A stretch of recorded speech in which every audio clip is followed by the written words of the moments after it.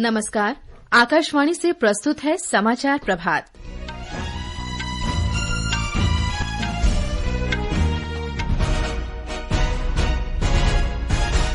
प्रधानमंत्री नरेंद्र मोदी आज 3 नई वंदे भारत ट्रेनों को हरी झंडी दिखाकर रवाना करेंगे। श्री मोदी आज नई दिल्ली में जिला स्तरीय न्यायपालिका के 2 दिवसीय राष्ट्रीय सम्मेलन का भी उद्घाटन करेंगे। झारखंड के पूर्व मुख्यमंत्री और झारखंड मुक्ति मोर्चा के अनुभवी नेता चंपई सोरेन और उनके बेटे बाबूलाल सोरेन भाजपा में शामिल हुए। भारत, श्रीलंका, मॉरिशस और मालदीव ने क्षेत्रीय सुरक्षा को बढ़ावा देने के लिए कोलंबो सुरक्षा कॉन्क्लेव सचिवालय की स्थापना के लिए घोषणा पत्र और समझौता ज्ञापन पर हस्ताक्षर किए। मौसम विभाग ने कहा, गुजरात में तेज बारिश का कारण बनने वाले चक्रवात असना के अगले 24 घंटे के दौरान भारतीय तट से दूर जाने की संभावना। और आरती ने पेरू की राजधानी लीमा में आयोजित विश्व अंडर-20 एथलेटिक्स चैंपियनशिप में महिलाओं की 10,000 मीटर रेस वॉक स्पर्धा में कांस्य पदक जीता। समाचार प्रभात के साथ मैं फरहत नाज। प्रधानमंत्री नरेंद्र मोदी आज वीडियो कॉन्फ्रेंसिंग के जरिए 3 वंदे भारत ट्रेनों को हरी झंडी दिखाकर रवाना करेंगे। मेक इन इंडिया और आत्मनिर्भर भारत पहल के अंतर्गत ये ट्रेन 3 रेल मार्ग मेरठ लखनऊ, मदुरई बेंगलुरु और चेन्नई नागरकोइल पर चलाई जाएंगी। ट्रेनें 3 मार्गों मेरठ लखनऊ, मदुरई बेंगलुरु और चेन्नई नागरकोइल पर चलाई जाएंगी। हमारे संवाददाता ने बताया है कि मेरठ और लखनऊ के बीच वंदे भारत एक्सप्रेस में 8 डिब्बे होंगे और ये यात्रा लगभग 7 घंटे 15 मिनट में तय होगी। मेरठ से लखनऊ के बीच वंदे भारत एक्सप्रेस की नियमित सेवाएं रविवार को लखनऊ से और सोमवार को मेरठ सिटी जंक्शन से शुरू हो जाएंगी। यह ट्रेन मंगलवार को छोड़कर सप्ताह के बाकी सभी दिन मेरठ सिटी से सुबह 6:35 पर चलेगी और लखनऊ से दोपहर 2:45 पर रवाना होगी। इस ट्रेन के शुरू होने से मेरठ शहर और लखनऊ के बीच संपर्क में काफी सुधार होगा और यात्रा में लगने वाला समय भी कम होगा। आनंद कुमार, आकाशवाणी समाचार, दिल्ली। हमारे संवाददाता ने खबर दी है कि चेन्नई एगमोर से नागरकोइल के बीच वंदे भारत एक्सप्रेस के परिचालन से त्रिची, मदुरई, डिंडुगुल और तिरुनेलवेली सहित प्रमुख औद्योगिक, व्यापारिक और पर्यटन केंद्रों के बीच संपर्क में वृद्धि होगी। चेन्नई नागरकोइल वंदे भारत ट्रेन की शुरुआत होने से इस क्षेत्र में आर्थिक विकास के साथ साथ पर्यटन को भी बढ़ावा मिलेगा। इस ट्रेन के माध्यम से इस क्षेत्र में स्थित कन्याकुमारी, विवेकानंद रॉक मेमोरियल, अरुलमेघ मीनाक्षी अम्मन मंदिर और रंगनाथर मंदिर में पर्यटकों का पहुंचना सुगम हो जाएगा। यह वंदे भारत ट्रेन 726 किलोमीटर की दूरी 8 घंटे 50 मिनट में तय करेगी और इससे तमिलनाडु के 12 जिले के लोगों को लाभ मिलेगा। दीपेंद्र कुमार, आकाशवाणी समाचार, चेन्नई। प्रधानमंत्री मोदी आज नई दिल्ली के भारत मंडपम में जिला स्तरीय न्यायिक अधिकारियों के 2 दिवसीय राष्ट्रीय सम्मेलन का उद्घाटन करेंगे। इस अवसर पर प्रधानमंत्री सर्वोच्च न्यायालय की स्थापना के 75 वर्ष पूरे होने के उपलक्ष्य में एक डाक टिकट और सिक्का भी जारी करेंगे। सर्वोच्च न्यायालय द्वारा आयोजित इस सम्मेलन में बुनियादी ढांचे, समावेशी अदालत कक्ष, न्यायिक सुरक्षा, मुकदमों के प्रबंधन और प्रशिक्षण सहित जिला न्यायपालिका के मुद्दों पर 5 सत्र होंगे। उपराष्ट्रपति जगदीप धनखड़ 2 दिन की यात्रा पर आज उत्तराखंड जाएंगे। उपराष्ट्रपति देहरादून में भारतीय पेट्रोलियम संस्थान के वैज्ञानिकों, शिक्षकों और विद्यार्थियों से बातचीत करेंगे। श्री धनखड़ देहरादून में राष्ट्रीय भारतीय सैनिक महाविद्यालय और ऋषिकेश स्थित अखिल भारतीय आयुर्विज्ञान संस्थान भी जाएंगे। उपराष्ट्रपति संस्थान के विद्यार्थियों और अध्यापकों के साथ बातचीत करेंगे। झारखंड के पूर्व मुख्यमंत्री चंपई सोरेन और उनके पुत्र बाबूलाल सोरेन कल रांची में आयोजित एक समारोह में भारतीय जनता पार्टी में शामिल हो गए। इस कार्यक्रम में पार्टी के वरिष्ठ नेता बाबूलाल मरांडी, शिवराज सिंह चौहान और हेमंत बिस्व शर्मा सहित अन्य नेता मौजूद थे। इस अवसर पर श्री चंपई सोरेन ने कहा कि वे आदिवासी पहचान और इसके अस्तित्व को बचाने के लिए भाजपा में शामिल हुए हैं। उन्होंने कहा कि बांग्लादेश से घुसपैठ के कारण प्रदेश का संथाल परगना क्षेत्र खतरे में आ गया है। श्री सोरेन ने कहा कि घुसपैठ ने राज्य की जनसांख्यिकी बदल दी है।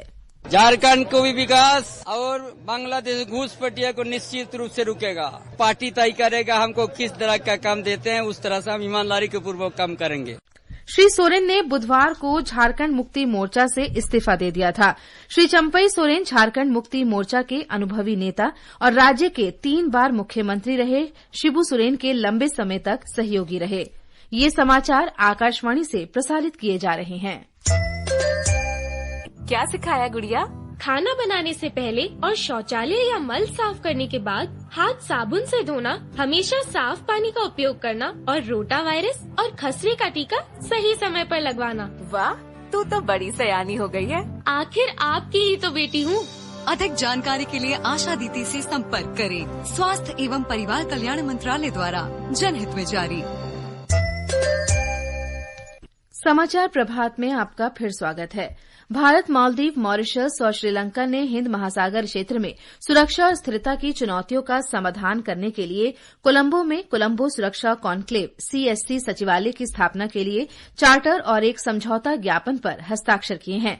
भारत के राष्ट्रीय सुरक्षा सलाहकार अजीत डोभाल और मालदीव, मॉरिशस तथा श्रीलंका के प्रतिनिधियों ने चारों सदस्य देशों की ओर से कल कोलंबो में आयोजित एक समारोह में इन दस्तावेजों पर हस्ताक्षर किए। एक रिपोर्ट। राष्ट्रीय सुरक्षा सलाहकार अजीत डोभाल ने पारंपरिक, गैर पारंपरिक और उभरती हाइब्रिड सुरक्षा चुनौतियों से निपटने में कोलंबो सुरक्षा सम्मेलन के महत्व पर बल दिया। उन्होंने विभिन्न सुरक्षा एजेंसियों के बीच निरंतर क्षेत्रीय सहयोग की आवश्यकता पर भी बल दिया। कोलंबो सुरक्षा सम्मेलन के अंतर्गत सहयोग के 5 स्तंभ हैं। इनमें समुद्री सुरक्षा और संरक्षा, आतंकवाद और कट्टरता का मुकाबला, तस्करी और अंतर्राष्ट्रीय संगठित अपराध से मुकाबला, साइबर सुरक्षा और महत्वपूर्ण बुनियादी ढांचे तथा प्रौद्योगिकी सुरक्षा और मानवीय सहायता तथा आपदा राहत शामिल हैं। श्रीलंका यात्रा के दौरान श्री डोभाल ने श्रीलंका के राष्ट्रपति रनिल विक्रमसिंघे, प्रधानमंत्री दिनेश गुणवर्धने और श्रीलंका तथा मालदीव के राष्ट्रीय सुरक्षा सलाहकारों से मुलाकात की। कोलंबो से मोइन फारूकी की रिपोर्ट के साथ समाचार कक्ष से मैं मुकेश कुमार। प्रधानमंत्री नरेंद्र मोदी मंगलवार को 3 दिन की यात्रा पर ब्रुनेई और सिंगापुर जाएंगे। विदेश मंत्रालय के प्रवक्ता रणधीर जायसवाल ने कल मीडिया को जानकारी देते हुए बताया कि ब्रुनेई के सुल्तान हाजी हसन अल बुल्किया के निमंत्रण पर प्रधानमंत्री 3 सितंबर को ब्रुनेई दारुसलाम का दौरा करेंगे। श्री जायसवाल ने कहा कि ये किसी भारतीय प्रधानमंत्री की उस देश की पहली द्विपक्षीय यात्रा होगी। प्रवक्ता ने कहा कि प्रधानमंत्री की यात्रा भारत और ब्रुनेई के बीच राजनयिक संबंधों की स्थापना की 40वीं वर्षगांठ के अवसर पर हो रही है। Prime Minister Shri Narendra Modi, at the invitation of His Majesty Sultan Haji Hassan Al Bolkiah, is scheduled to visit Brunei Darussalam during 3rd and 4th September 2024. This will be the first ever bilateral visit by an Indian Prime Minister to Brunei. The visit coincides with 40th anniversary of establishment of diplomatic ties between India and Brunei. Shri Jaiswal ने बताया कि यात्रा के दूसरे चरण में Shri Modi Singapore के प्रधानमंत्री लॉरेंस वोंग के निमंत्रण पर बुधवार को सिंगापुर जाएंगे। श्री जायसवाल ने कहा कि भारत का मानना है कि यात्रा मजबूत द्विपक्षीय संबंधों का मार्ग प्रशस्त करेगी और यूक्रेन संघर्ष के शांतिपूर्ण समाधान की संभावना पर और अधिक दूरदर्शी चर्चा की सुविधा प्रदान करेगी। ब्राजील के सुप्रीम कोर्ट ने देश में एलन मस्क के सोशल मीडिया प्लेटफॉर्म एक्स को निलंबित करने का आदेश दिया है। यह आदेश अरबपति एलन मस्क द्वारा देश में एक कानूनी प्रतिनिधि का नाम बताने से इनकार करने के बाद दिया गया।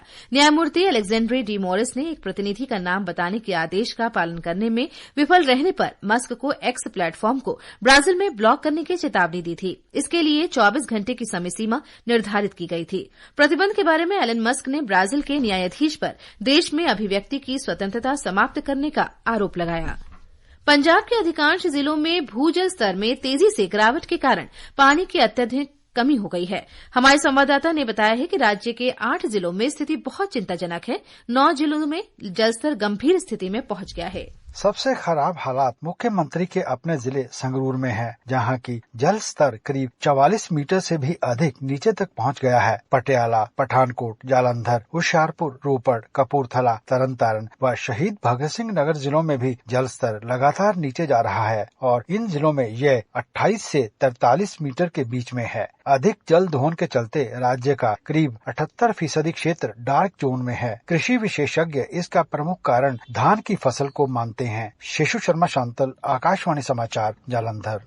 आकाशवाणी दिल्ली ने महिला सामूहिक मंच के सहयोग से महिलाओं के लिए वायलिन कार्यक्रम का कल आयोजन किया। कार्यक्रम का मुख्य उद्देश्य संगीत के माध्यम से देश की महिलाओं का सम्मान करना था। कार्यक्रम में पूर्व केंद्रीय महिला और बाल विकास मंत्री स्मृति ईरानी ने कहा कि संगीत महिलाओं की सफलता और योगदान को भी श्रद्धांजलि दे सकता है। उन्होंने आकाशवाणी के प्रयासों की सराहना की। मैं आकाशवाणी की पूरी टीम को बहुत बहुत शुभकामना और बधाई देती हूँ। आजादी का पर्व सिर्फ लाल किले से नहीं मनाया, बल्कि सुर के माध्यम से इस पर्व को दिलों तक पहुँचाने का ये प्रयास अभिनंदनीय है। इस अवसर पर प्रसार भारती अध्यक्ष नवनीत कुमार सहगल ने कहा कि समाज के हर क्षेत्र में महिलाओं की भागीदारी प्रमुख है। प्रख्यात वायलिन वादक पंडित संतोष नाहर, चैताली श्योलिकर और पारोमिता मुखर्जी ने अपने प्रदर्शन के माध्यम से देश की महिलाओं को सम्मानित किया। वाद्य यंत्र वादक महिमा उपाध्याय ने पखावज और ऋतु मिश्रा ने तबला बजाकर कार्यक्रम में अपनी प्रस्तुति दी। मौसम विभाग ने चक्रवात असना के अगले 24 घंटे के दौरान उत्तर पश्चिम अरब सागर के पश्चिम और उत्तर पश्चिम दिशा की ओर बढ़ने की चेतावनी जारी की है। अरब सागर के ऊपर गहरे दबाव का क्षेत्र बना हुआ है, जिसके प्रभाव से पिछले 24 घंटे से गुजरात के कच्छ क्षेत्र में काफी तेज वर्षा हो रही है। इस बीच मौसम विभाग ने आज ओडिशा, छत्तीसगढ़, तटीय आंध्र प्रदेश, यनम और तटीय कर्नाटक में बहुत तेज वर्षा का अनुमान व्यक्त किया है।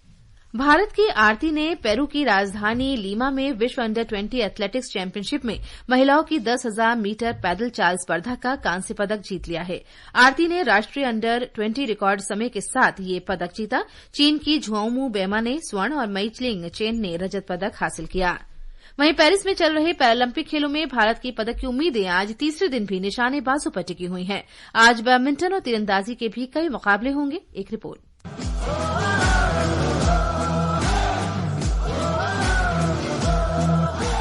निशानेबाजी में पुरुषों की 10 मीटर एयर राइफल SH1 स्पर्धा के क्वालिफिकेशन राउंड में आज भारत के महावीर उल्हनकर शूटिंग रेंज में उतरेंगे। वहीं महिलाओं की 10 मीटर एयर राइफल SH1 स्पर्धा के क्वालिफिकेशन राउंड में रूबीना फ्रांसिस अपनी चुनौती पेश करेंगी। कल खेलों का दूसरा दिन भारत के लिए यादगार रहा। भारत ने कुल 4 पदक जीते। निशानेबाजों ने 3 पदक जीते, जबकि एथलेटिक्स में 1 पदक मिला। निशानेबाज अवनी लेखरा ने 10 मीटर एयर राइफल SH1 स्पर्धा में लगातार दूसरे पैरालंपिक में स्वर्ण पदक जीता। स्पर्धा का कांस्य पदक भी भारत की मोना अग्रवाल ने हासिल किया। पुरुषों की 10 मीटर एयर राइफल SH1 स्पर्धा में मनीष नरवाल ने रजत पदक जीता। एथलेटिक्स में प्रीति पाल ने महिलाओं की 100 मीटर T35 दौड़ में कांस्य पदक जीतकर इतिहास रच दिया। प्रीति पैरालंपिक खेलों में पदक जीतने वाली पहली धावक बनी। बैडमिंटन में शिवराजन सोलाई मलाई और नित्या श्रीशिवन की भारतीय जोड़ी सेमीफाइनल में पहुंच गई है। शिवराजन और नित्या ने थाईलैंड के नाथ थापोंग मिचाई और चाई साइयांग की जोड़ी को 21-7 से हराया। बैडमिंटन का मिक्स्ड डबल्स मुकाबला आज शाम खेला जाएगा। समाचार कक्ष से मुकेश कुमार बल।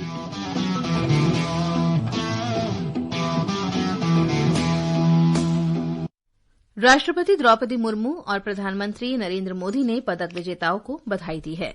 ये समाचार हमारी वेबसाइट www.newsonair.gov.in और हमारे न्यूज ऑन AIR ऐप पर भी उपलब्ध हैं। और अब आज के समाचार पत्रों की सुर्खियों के साथ हैं रवि कपूर। धन्यवाद फरहत। महाराष्ट्र के पालघर में देश की सबसे बड़ी वाधवन बंदरगाह परियोजना समेत कई योजनाओं का शिलान्यास आज सभी अखबारों की सुर्खी बनी है। राजस्थान पत्रिका लिखता है, पालघर में देश के सबसे बड़े बंदरगाह का शिलान्यास, 12 लाख को मिलेगा रोजगार। देश की जीडीपी पहली तिमाही में 15 माह के निचले स्तर पर आई, हिन्दुस्तान की खबर है। पत्र लिखता है, कृषि सेवा क्षेत्र के खराब प्रदर्शन का असर, सबसे तेज अर्थव्यवस्था का दर्जा कायम। पेरिस पैरालंपिक खेलों में एक ही दिन में स्वर्ण समेत 4 पदक जीतने की खबर अमर उजाला ने सचित्र प्रकाशित की है। अवनी का फिर स्वर्णिम निशाना, मनीष की चांदी। दैनिक जागरण की सुर्खी है, संघर्ष की व्हीलचेयर से सम्मान के शिखर तक पहुंचने की कहानी। दुर्घटना के बाद लकवे को मात देकर भारत की सर्वश्रेष्ठ पैरा निशानेबाज बनी अवनी लेखरा। एक तूफान विदा, दूसरे की आहट। दैनिक भास्कर ने मौसम हुआ तूफानी शीर्षक से ये खबर प्रकाशित की है। पत्र लिखता है, गुजरात में राहत, महाराष्ट्र, मध्य प्रदेश और राजस्थान में बारिश संभव। पश्चिम बंगाल के नदिया में गणेश चतुर्थी उत्सव से पहले भगवान गणेश की मूर्ति को अंतिम रूप देते हुए कारीगर की मनमोहक तस्वीर जनसत्ता ने प्रकाशित की है। बस्तर डिवीजन में प्रत्येक 9 नागरिकों के पीछे एक पैरामिलिट्री का जवान। अनुपात के हिसाब से देश भर में सबसे सैन्य संवेदनशील इलाका बना बस्तर। राजस्थान पत्रिका की सुर्खी है। धन्यवाद रवि। और अंत में मुख्य समाचार एक बार फिर। प्रधानमंत्री नरेंद्र मोदी आज 3 नई वंदे भारत ट्रेनों को हरी झंडी दिखाकर रवाना करेंगे। श्री मोदी आज नई दिल्ली में जिला स्तरीय न्यायपालिका के 2 दिवसीय राष्ट्रीय सम्मेलन का भी उद्घाटन करेंगे। झारखंड के पूर्व मुख्यमंत्री और झारखंड मुक्ति मोर्चा के अनुभवी नेता चंपई सोरेन और उनके बेटे बाबूलाल सोरेन भाजपा में शामिल हुए। भारत, श्रीलंका, मॉरिशस और मालदीव ने क्षेत्रीय सुरक्षा को बढ़ावा देने के लिए कोलंबो सुरक्षा कॉन्क्लेव सचिवालय की स्थापना के लिए घोषणा पत्र और समझौता ज्ञापन पर हस्ताक्षर किए। मौसम विभाग ने कहा, गुजरात में तेज बारिश का कारण बनने वाला चक्रवात असना के अगले 24 घंटे के दौरान भारतीय तट से दूर जाने की संभावना। इसके साथ ही समाचार प्रभात का ये अंक समाप्त हुआ। नमस्कार।